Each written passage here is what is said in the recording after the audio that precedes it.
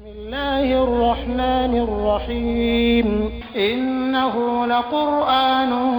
كريم في كتاب مكنون لا يمسه إلا المطهرون تنزيل من رب العالمين بسم الله الرحمن الرحيم إنما يريد الله ليذهب عنكم الرجس أهل البيت ويطهركم تطهيرا.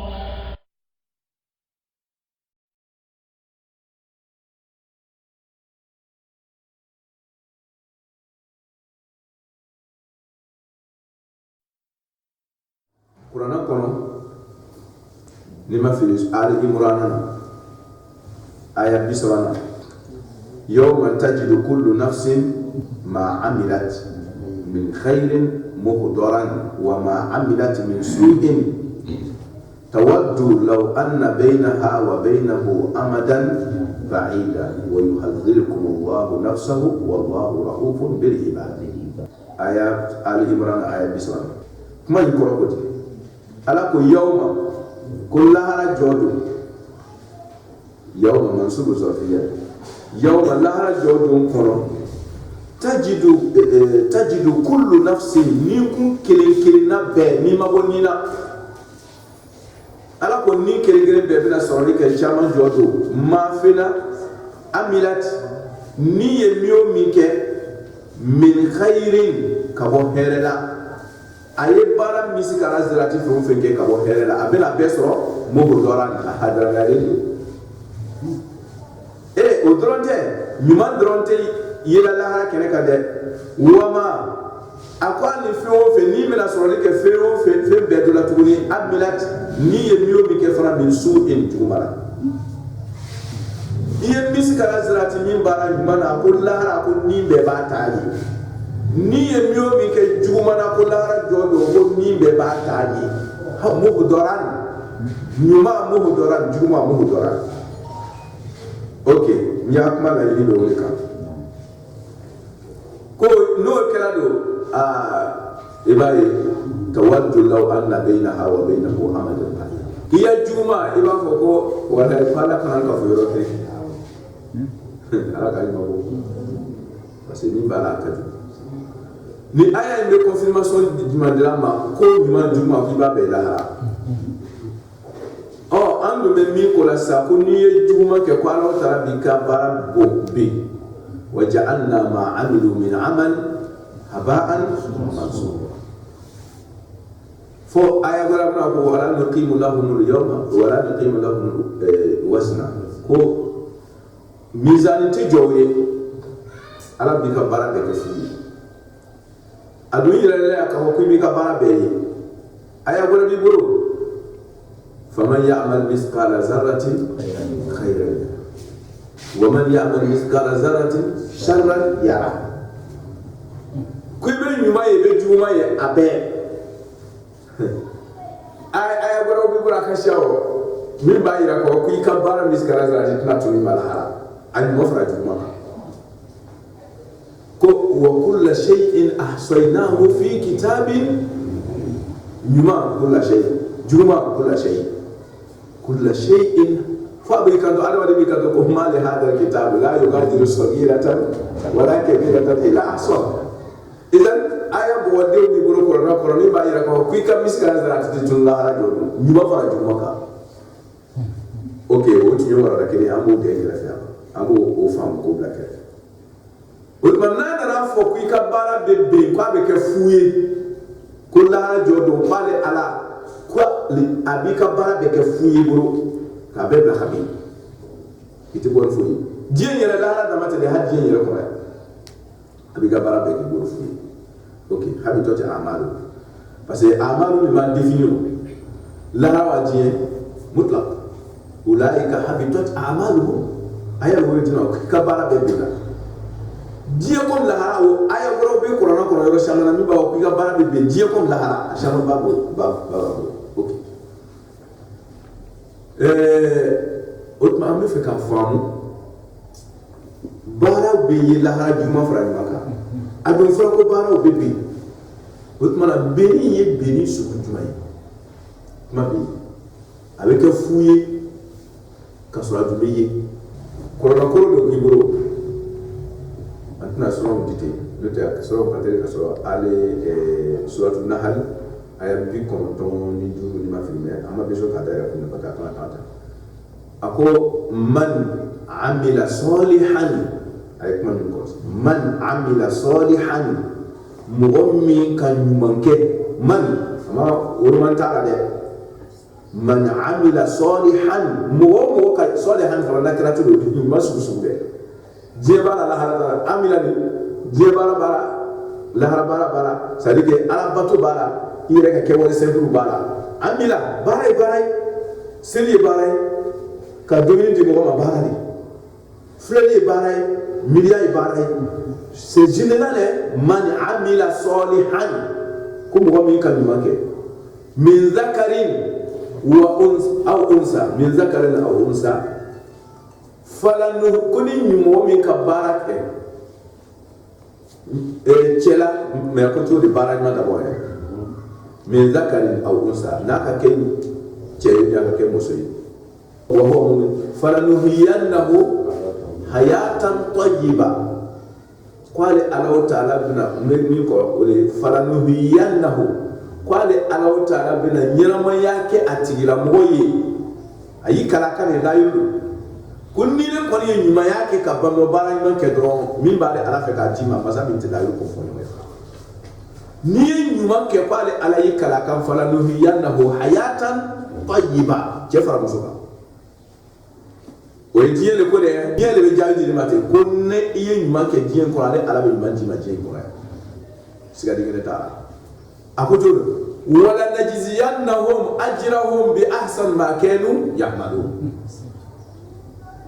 o diɲɛ ta falanuhyiyannahu hayatan tayyiba ko n bɛna ɲɛnamaya ɲuman k'a ye diɲɛ yɛrɛ kɔnɔ yan wala najziyannahum k'ale ala bɛna ban k'olu ɲumankɛla ninnu sara faraw lahara ajrahum bi ahsan ma kanu ya'maluna ko lahara ta ka fisa ka diɲɛ ta sara ni a bɛna do di ma diɲɛ kɔnɔ yan k'i ɲɛnamaya ka ɲɛnamaya ɲuman d'i ma a bɛ fɔɲɔ ɲuman sama a bɛ baloko ɲuman kɛ diɲɛ kɔnɔ yan a ka wariɲumanya sababu la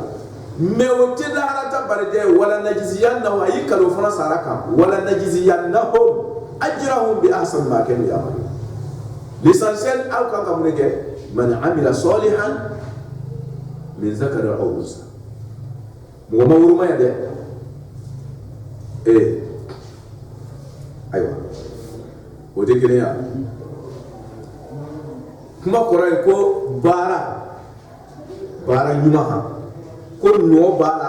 diɲɛ kɔnɔ yan n'o ye ɲɛnamaya ka cɛ ɲɛ ye i bolo nɔ bɛ baara ɲuman ka kɛ la fana lahara jɔ don n'o ye baloko ɲuman ye lahara jɔ don n'i taara yɔrɔ wɛrɛ tuguni a bɛna aya wɛrɛw d'i ma fan caman fɛ aya ko cogo di aya kɔlɔsi dɛ nin ye ɲumankɛla ko de ye diɲɛ ko lahara résultat min bɛ ala fɛ k'a d'o ma o ye nin aya wɛrɛ b'i bolo wa man yu'rid an dhikri rabbihi fa inna lahu ma'ishatan danka wa nahshuruhu yawma al-qiyamati a'ma ma wala ma ya fana dɛ waman mɔgɔ cɛ ko muso waman yu'rid ala tɛ mɔgɔ ɲafilɛ la i ka jamanadenya tɛ lajɛ la i ka dunanya tɛ lajɛ la bolo i ka nafolotigiya tɛ kɔlɔsi la i ka fantanya tɛ lajɛ la n ka surun ka bon cɛ ka jugu ala mɔgɔ tɛ foyi la fo baara ɲuman ni baara jugu n'i ka min kɛ a b'i contrôler n'o de ye man ko mɔgɔ yu'rid n'o k'i kɔ don a y'a fɔ yɔrɔ la man ya'mal salihan man amila salihan amma bo wuro may ya yoro fana la man mo yu'rid no ki kodo an dhikri rabbih kabo ala taala ka kufol ma ala ka kufol ma ala bara ma mi fo ba ka ke wala zikri rabbih ala kufol te ka bobo ala kan subhanallahi walhamdulillah wala ilaha illallah wala akbar zikrullah de yeki jado ala taala ka jodawla ala ku ikana mo korofo zikrullah ala ku ika tiefo zikrullah ala ku ika mauson nabi boro zikrullah Qui kana te qui janto là, zikrullah. Voilà. Ça, on appelle ça al-dhikrul amali. Dhikrul qawli, ouais, kafudara ala kai, aïe tien fois aïe clé, zikr qawli. Dhikrul amali, faut mettre ça en pratique. Ala yjuj mayam il faut. Ouais, kabou. Ouais, comme Coran ba fa iza qudiyatis salatu fantashiru fil ard wabtahu min fadlillah wazkurullaha kaseeran. Do ta abara zikrullah, misir ko. Ma ko wazkurullaha kaseeran. Dantala de fokisa mara so ne o mara waman yuridu an zikri rabbi kuni mo ki kodo ka bo ala ko forma lona sa no e ma keni ala ko anga minto amoto ko anga min ka moke ni mi ba o ma wala yuridu an zikri rabbi mumbe ala buru fa inna lahu ma'ishatan donka kunya ma ya digulen che dugo rutai nala ya ikara ka adakere kulu tella fi diyen ko fi mo bana alala faman yamshi mukibban ala wajhihi ahada aman yamshi sawiyan ala siratin mustaqim kummi kon banale ala kala di kan ni ko ite kiefo e kanyama ya be ga wurle la ra ko te bande ye diyen de ya galon tigala diyen kono ikanyama ya be ga wurle so diyen kono e kanyama ya be ga wurle hani ga miliation do bi no bola hani saro be shanki kabula idio ngelo mali ko fe ko jewro ba so akamu fe imwa dio bebe di ouais fa inna lahu ma'ishatan donka idim mako sare ko fe ere ka muso idim be to chena ere to jugu mo bolo itali ko fe we mu nyama ya jugu ala ko ni banale ala ka sharia ma ala ka sharia jumai aye kiefo aye garotige tu aye wolima yake aye hasija udabla aye reka herew ayo ke ala ka sharia de dogara de araba do kan na fa ko muna wore ala ka sharia fu me dan ko toro hal ka ba mere uba mandalay ka dan fen ben nafa wole be wole ko ala ka sharia na so no be sharia famu afamu tugola musiri ni wara dale suye leçon le ka di adaba dema ku kana do adaba do ka shira ku ki kono nage ala batu be andala adaba de yere de kan yeri kama mana adaba de ya cheri ko so na ya so ngo ka dina famu mala so me do ala ko ni banale ala ka la yinima fa inna lahu ma'ishatan donka ku ka nyama ya be kebolo abike binga uli ite lafiya fio ko mo ala bana araba de ka nyasma diya kono no maso ale ala tam kono ko la bigo mo shi fa masere man yuridu an dhikri rabbi ni mo mi ku kodo ka bo ala tama ala ka ni mo le forete kiefo garantiga dabla i konage kan i kona fi mo yi hina kani jagore mo maka ini ja ensuite faut ka dina fama to la parce que mo bi dina face à nyajuka kala sunni ni mo mi bana ala kala dirika ma fa inna lahu ma'ishatan donka we kama ba fo mo dina manna drompe islam ya mana islam da makama de islam ya na armadi ya bele nyero la islam ya ta fo mo shi ku ka ba kafir ma au contraire ko ni ka sinyo ya ka kafir ku ka ijugo nyuma ya jirala famina ala kanu sefe in iza sajaraka ahadun min al-mushrikeen fa'ajru thumma ablighu ma'mana obe kala sunni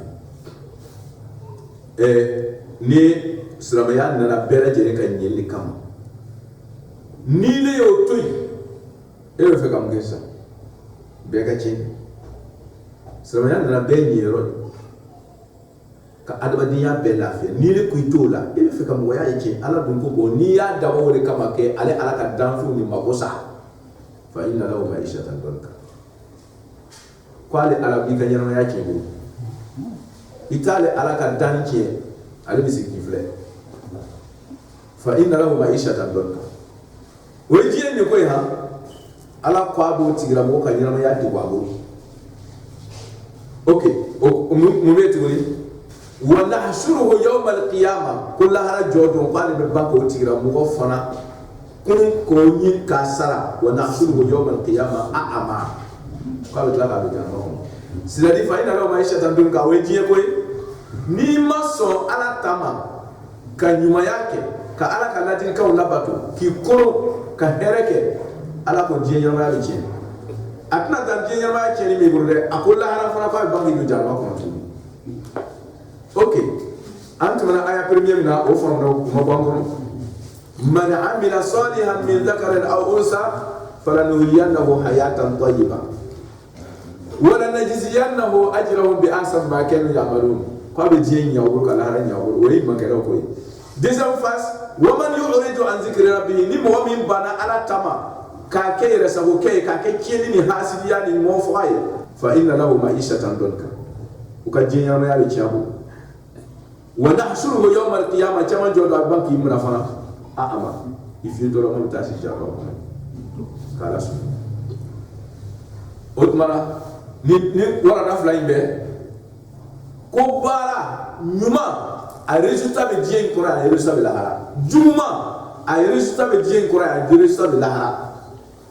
ote amo wala da fly fam otmana dum fura ko ka bara be be ni ka juma ke ko ale ala tara bi ka bara juma bi ka bara be be otmana be yoron de choji aya fam ayi nyuma ifo sa nyuma résultat be dien ko ra be lahara juma résultat be dien ko ra be lahara be aya dilema ni ya korosi aya nun di to kono na ka fly be sekiri ba do ba ko ala ko todi fala do hiyannahu hayatan tayyiba jone bi est ce que bara ne ika bara ma mi keni bara yere wode kuma kise isa c'est la sommet ma ibe bara min kera est ce que bara yuma yere ne bi il la nyama yala dien kono wa ou bien ala le man amila salihan min zakarin aw unsa kuni kan nyuma ke nyuma yere ti ikanyama ya nyena de domin korsi fala nubiyannahu amma fa ay akol fa man amila salihan min zakarin aw unsa amma foko fayuhiyannahu domin ma kosege amalu mo domin kosege la alalema ni ye bara nyuma ke amma foko bara nyuma ne bi ka nyama ya nyiboro ko ni ye bara nyuma ke ale alale bi ka nyama ya nyiboro imai bara nyuma be ke sababu de ye no de bara nyuma ji ka nyama ya nyiboro de bara nyuma be ke sababu de ye ala bi ka nyama ya nyi no de bara nyuma yere ta en tant que tel abu nyama bara jugu fana bete wa man yuridu an zikri rabbih fa inna lahu ma'ishatan danka wa nahshuruhu wa saudi ke ka bara jugu inke c'est pas éternel parce que Allah taala bina buru kwa koro wotmara avec qui maman ko sai ça ala ka jien soro bari ya wori tasma ya ala ka kishi ok mira sunya ka dima imay aya gona lati ako afaman kana maitan fa ahyayna domiri alali faman kana maitan bo min kala suye sadi bo min ma atin ma kala atin ma biati mo mate mo le maitu mort vivant c'est-à-dire abe me atin mo ba mo ya barake tinina mo wala bi cenike don faman kana maitan fa ahyaynahu anna da nyarma ya ni wori make ikmasaka wori ma yake wori ma yayi ni kan nyarma ya ni boro de obina ke sababu da ne فأحييناه وجعلنا له نورا أحيينا إن يرمى يعني باي من كي من نور مصروفا وجعلنا له نورا يمشي به في الناس على ببا إنك ولي ما يأكل إنسا على بنور بلا ولي نور أحييناه وجعلنا له نورا البنك النور دي مسا mana ko bara nyuma yere ka keli woye sababu de ye Allah taala be ifi abe moke ikabara la biseka ikanyaro ya jibo kuma bisika abe ala ka jeni mi so la o be keso wa lahara ikabara na bisika ko nyema menna la ka jema so bara minna otma noro te so ala akaka efe mi ka to efe to ko ke tuni jeni kono na duma efe ke don négatif de ni sabana te nyuma waju ne ala le be noro imbla bara nyama na la ba noro imbla na don juma ne a aya fla be conclusion ke yoro mina aya kilebe yoro wala be conclusion jima mo bino yele ni ka me choji ni ka bara nyama ke aka résultat so ni ka bara juke ma résultat so okay ala ko zalika bi anna aya ni tuka anote buru yoro wala zalika bi anna allaha mawla almu'minin wa anna al-kafirina la mawla ayakun jima zalika ni ka ye nyuma kela ka nyuma be efeke die kom dahara bi anna zalika bi anna allaha mawla al-mu'minin mawla abu goro mawla de mi ale be here da sima kwale ala de be here diba ye mu'minu ma nyuma kelaw mu ya to ale ala tala kwale ala le bo luji ya koro kallo ka nyuma koro ka nyuma ke mai parce que wele nyuma barake ale alabe noro do ka bara la saka efe do ala kala nyama ya abe bu abe baraka abe sabata abe doke intasullah yarsulku alabe baraka do ka kitab wa yusabbit aqdam we ala ka secret ko bara nyuma yi chiedo wele nyina fe me bara nyuma yi re te koye ala ka je bara nyina wele koye ala dum te yendi few fu ka manike at ma nyuma ne Israël ka ala ka je so na ala ka je so la wele noro doni bara nyina wele be la nyama ya je ko wele be la nyama ya fara lahara na ala ka je ma so ni bara mi ye o bara inte no ke je ko ya fo ma ko sa parce na ala wala few fe na o kera fuye wole ko ko hadi tot a amadu ko parce ala borala barati sika ifi fuike nalate akan modoke nala borala do ça devient négatif otma bara ne ke jumai ko so la hara jodo ibina ka jumai mais jumai parce que nafra parce que heretara nafra ko ka bara be bige ate ko mitna yo ne bini ke ka kra fuini ke c'est-à-dire que nafate surala bara be kera nafale kam ame furu sene ba ame nafale so ni furu sene be kera karai ka do sanke ato kere masege kimena washi tumuni ka wadi ko fana kera ko ngolo la lo tugo manyi itna se acha ko ti oblige encore ka mo ta ka ki ka mo che akana se do gore izet ni bara buka kan no ke we ala haji na man no ka ke to ya do re ko da kala sunye zalika bi anna allaha mawla almu'minin ko parce que ale ala buru do be nyuma kelaw kan nyuma kokoro ko so ulu kan nyuma be efeke die ko la haraka no ke ko ka here ibaso mu ko so ka firu ka bara o ya yeme ama no ke ka sare ama here la so mafo makosa wa anna allaha wa anna al-kafirina la mawla lahum unika kafiri ka mike amasika funye parce que ala bana o ka mawla uyala ala maso ka nyama ya ala maso ka jiya koro ala maso la ala bolo manala dunya buru fo no ke fuye otma fuye ti fo ala otma na fo la ye ko o ka bara o bebe parce que do bila ta question posée ka yoro do aki ka fuye ko bara bebe ko me Quran ko dunya fa ko yo mata jin ko na nafsa ma amilati min khayrin muhdara wa ma amilati min su'i ko ni ka biyo mi ke nyuma jumura ko ba be so ko adun fara ko ya bara be ke so ye ko tuma ko kecho abo de nyafori ni ala ya boro bo mi ko nyuma ala le ba boro do akora be so ke fi no te mayre kelite juma ala ya boro bo akora mi ke ko so akela negatif ati fonye masa fo juma itmara ko abina baraka beni jodi niti ala ka fanya ko manda sa yas'alunaka obele kirabani kana anil khamri kabotlo da kitila wal maisari ali wal momela min ka bange fihima sabati kala wale ni dorota kola ismun jumuna de kebirun ajumun kabu wa manafiru nafa wala be surala linna si albade duye wa ismuhuma ngafla jumu akbaru وكبوا من نفعهما كتما فلا نفقا ويسألونك وبينك رأيك كنا ماذا هم في يريدون ربو نفقاتي قل كلا أفوه الأفوه وكتولي كذلك أبو نيالما يبينون الله تعالى ببغيرك لكم أو يو الآيات أكاكيتولا لعلكم وكيتو نيافولي بنا كسبابي أو ده تتفكرون أنا تاسبون من كالا سورة كاكي حكيمي تيابونا لا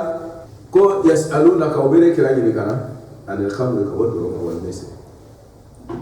أمنا يسأل دون الأمر كموكا درو خمرو أقرأي bondawa dora ifewo fembe mo hakili tatu fewo fembe mo hakili yirma ka hakili mu wala foko dora ka foko mi be bo rezena o bi abe bo nyole la o bi bo kabale la o bi bo tamaro la o bi at aya de jigra ler na olu yiri mi tumolu fe no be dora fabriquer ka boala o tuni tamaro ni rezeni rezeni tamaro ni shahiru o kanyola bisigi ok o yiri sugule tumolo tumbe doro fabriquer ka bola o ma ka foko ni mi mora o la ko dama le ko doro la olu fenu tamaro ni rezeni shahiru no ni o kera bloy olu fe avec bloy ni système sugu mi ye ni yiri de ngora ni fa de ngora ta ka ake comme au système to na e mo nyana mo ndro blole ka foko mi be boni yiri dawal na aya ji wati da asro lut nde do ra lokati mo ka no te droma de abola yiri sugu abola fale ve sugu abola kisima ve sugu la otma abe fo mo nyana mo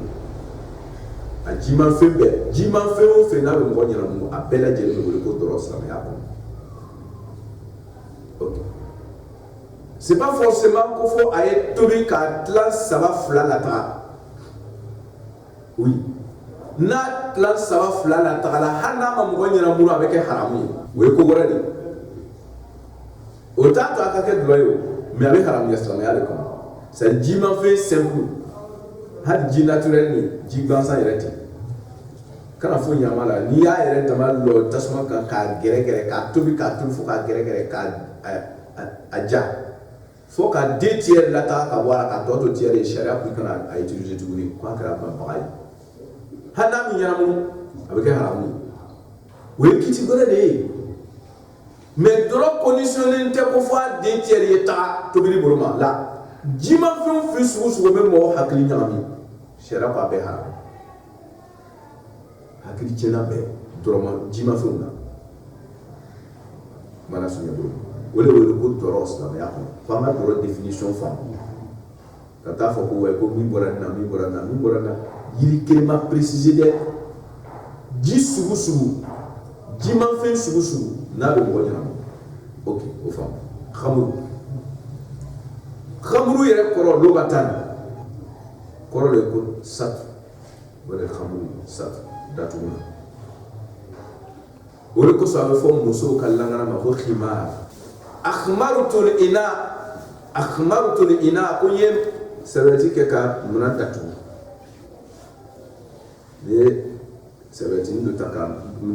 tasado be ka datu na do we akhmartu wa al ina wal muqammar odma khimaru datu ne como muso be langana ta ko era sutra na we khimaru farguro sutra odma como jife ale jimi ne mo nyara mununi abe hakili datu ka waka fam yaluma tunganga ko mu nya sura ka nyama ya kona to nya sura tuguni hakili datula ka bo famiyali sura lima fe mimbe hakili datu ka bo famiyali sura ma bo fo lu fe be ma bo khambu ko hakili datuna fe kire to ma were ni ya do ga yere arabu kan do to wure la ko hakili datuna oh mala sunya do an khabu wal maisir ko be yini kana khamru ka kitima ala du bena fu yesa min bala ni ma ni hakili nyami fe nu be akiti mi ala fe ko jul mu bala okay kuma mena sa wal maisir o be le kira yini kana tuni maisiru ni amba fo ko wali ama luga tama bena ndeme kasika bona ko jona aluga yele ko maisiru kud no ya Yusuf Meisu Suhula ka ko min be soro ni noye ni lafiya segeta no ka heren do soro din ama fo ko heren ko fo to no te heren to ka fin do soro mi makeni lafiya mi makeni sege ka soro na nalati wuri ko Meisu kun no ya fi amena na histoire arabu yere fe avec que sababu yesa an fana taw be daya fa amalo ja fe mi be do Meisu kon limite do ama anga khamou anga développer ça on a vu maintenant ja c'est pas forcément pas bon nyola c'est pas forcément pas bon tamola c'est pas forcément pas bon rezena hanna bora et kamaula c'est parce que a mu yere fana ko fa e tobi hanna ma tobi parce que à développer on a compris maintenant parce que comme tu veux arabu aya be dira arabu fait ko luto mo bo ta fait mon awele ni c'est pas limité sur ça otman abit abo nyama natrani Meisu fana yete amena profa c'est ça arabu fait ango fait mi be soro ni nafa de ni amagene sege kan nafa ndo soro de kaso sege maka mo fait luto ma ko ketu bisera bolo make obebe oui, misi do fa. Oui, na ya jabe sa do fa ou bien ban do fa. No e bien de sortir ba fa. No ga bien fa o ba la yoro tan ça fait la yoro moi ansi. Oui, bien no e bien fa ati. O ma wa sa ba ne. Ga bien no ka ta do ka fa ka sot la yoro moi ansi. La yoro moi ansi. Obe fin den temps de yini kana nae am se ga fo comme ka papier se ka to bla bla ka robe ka karamando yini non ka se do ka numéro do ka data tabla tawa ka bo numéro 1 numéro 2 numéro 3 numéro 10 OK no yo place ça numéro 15 so la yoro mo ngani segin chema la yoro 15 numéro kele mi tamase numéro ta de biango numéro kele ni buru bena uma wa place bebe dota ni ça de mo ta ne bena na tirage ke so la ro mo ban sigi takola bota otma ni buru bena numéro ema ebe so ni na la ro kele ta mo ban sigi la ro kele o che ni buru bena numéro 2 ma ebe sugo ni na la yoro fla ebe uche ni bena numéro 7 ma ebe sugo ni na la yoro 7 ebe uche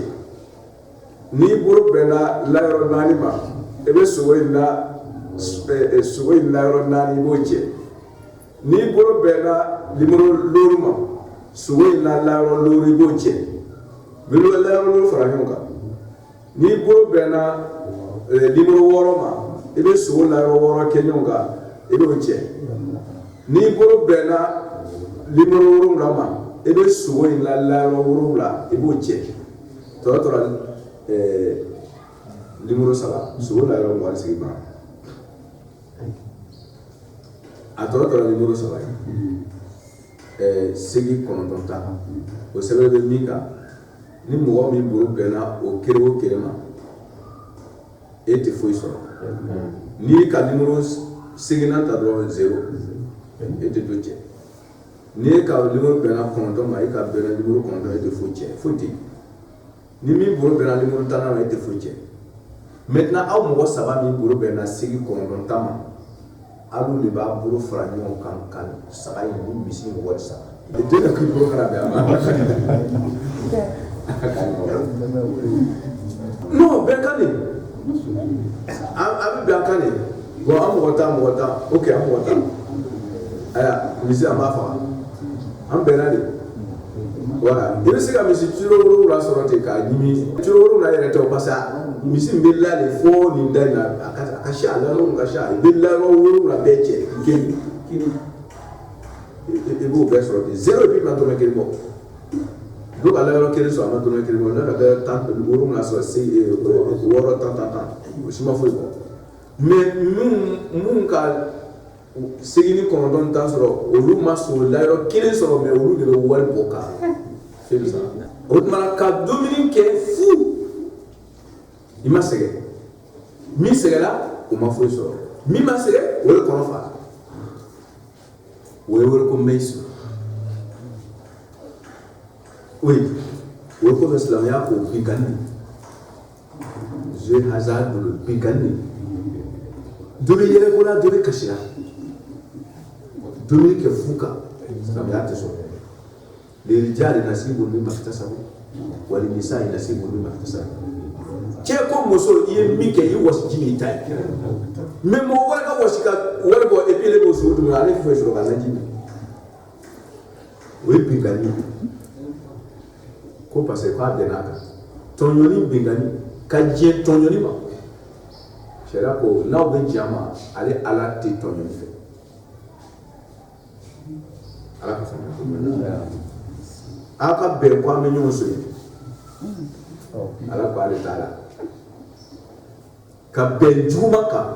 ala t'a la n'a bɛ bɛn a bɛ bɛn ɲuman kan tɔɲɔni kana bɔ a da fɛ mais ka bɛn ko an ka tiɲɛni kɛ ala t'a la a y'a bɛn de c'est pas valide ala t'a bolo don a kɔrɔ ala ko mɛyisu a bɛ fɛ ko nɔgɔya ɲɔgɔn ma ten tiɲɛni kan a bɛ faamu fewu yasalunaka anil khamri wal maisir ko kira o ɲininkana nin ko fila nin da kisi la hakili tiɲɛna ani dufile a bɛ faamu ko kira a fɔ fihima ko sabati kɛra nin ko fila in ka ko la ismun jurumuna a kana fɔ k'a bɛnna dɛ ko jurumu b'a la ko n ta ye hakili ye i ta ye hakili ye ne de k'i hakili faamu kɛ wa ala de k'a dilan k'a d'i ma k'i ka ɲuman de kɛ n'a ye a ma k'i ka juguman kɛ n'a ye o tuma i ta ye i yɛrɛ ye mais ala ta b'i ye ka tɛmɛ i yɛrɛ kan ala tɛ diɲɛ k'i yɛrɛ tiɲɛ ala tɛ diɲɛ i k'i yɛrɛ tiɲɛ e de k'i b'i yɛrɛ fɛ ala b'i fɛ ka tɛmɛ i yɛrɛ kan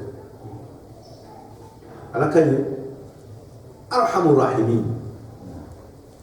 e de k'i b'i hinɛ ala bɛ hinɛ la ka tɛmɛ i yɛrɛ kan ismun ko fihima ismun kabir ala ko jurumba b'a la a b'a yɛrɛ hakili a tɛ bɔra a kalama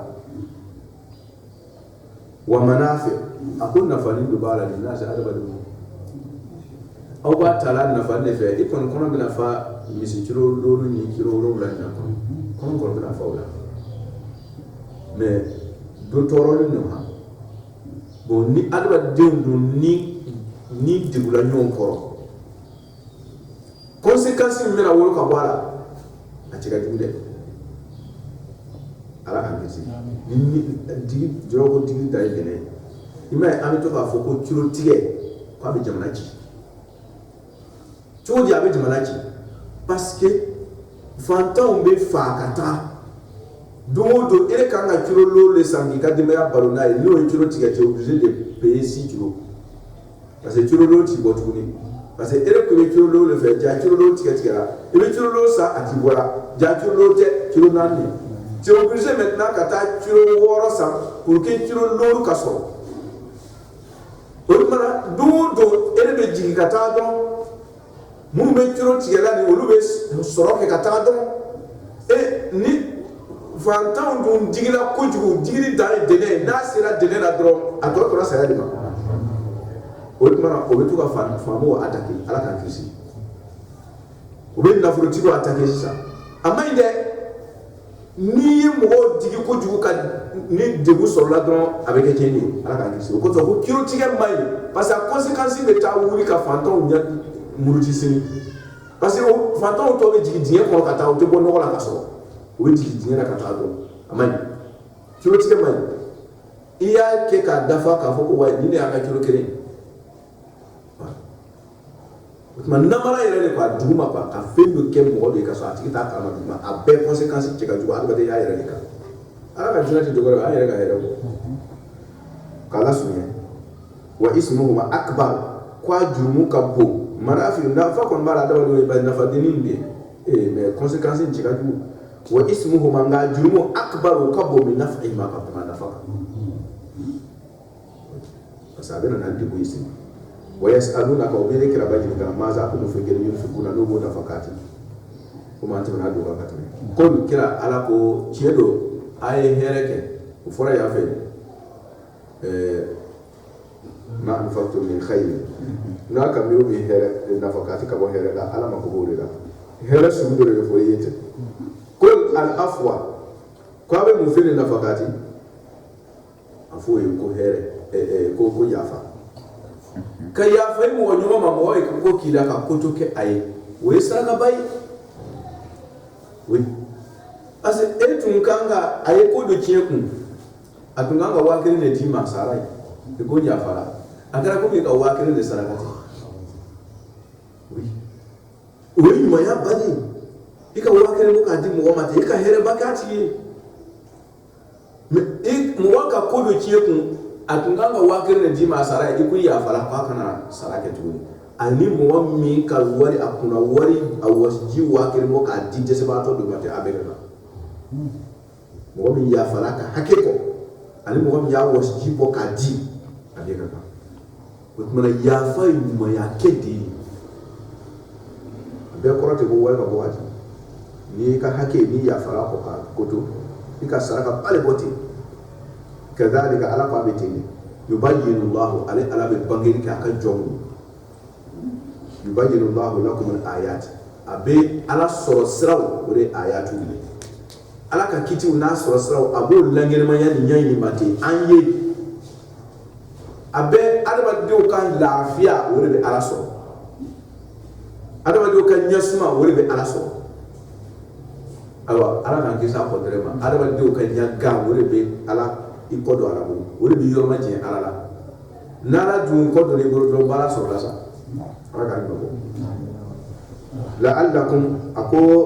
ala sɔrɔ sira in de bɛ kɛ sababu ye fana tatafakkaru an bɛ taasi ka nafa caman sɔrɔ